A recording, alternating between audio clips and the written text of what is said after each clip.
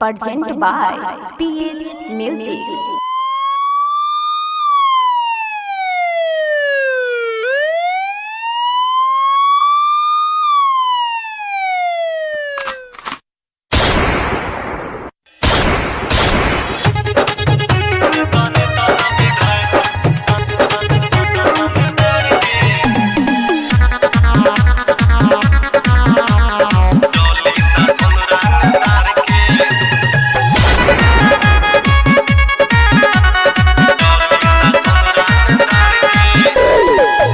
अब छौड़ी रे कांड बड़ा बड़ा धरती पर बही खाली खून के धारा। होई अब छौड़ी रे कांड बड़ा बड़ा धरती पर बही खाली खून के धारा। केहू बोली तो रख दे हम फार के, अरे नेता न विधायक थानेदार के अब चली शासन रंगदार के। अरे नेता न विधायक थानेदार के अब चली शासन रंगदार के। अब चली शासन रंगदार के।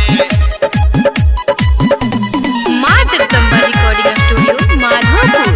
अब चली शासन रंगदार के। इतना मचाई तबाही गवाई केहू नदी कोट में होई जब जेल तो हो जाई बेल।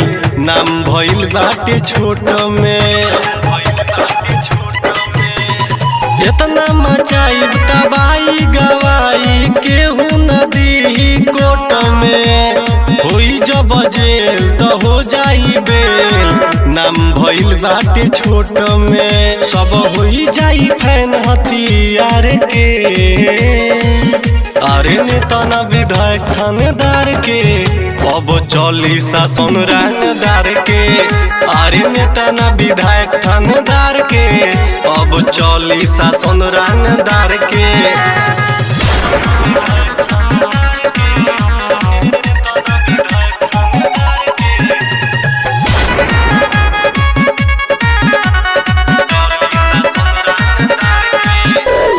पप्पू परदेसी के सनकी भेजा ठोका जइबे दिन दहाड़े। ओकर इशारा पशु जीते हर के से ढाई ढाई गोली मारे। पप्पू परदेसी के सनकी भेजा ठोका जइबे दिन दहाड़े।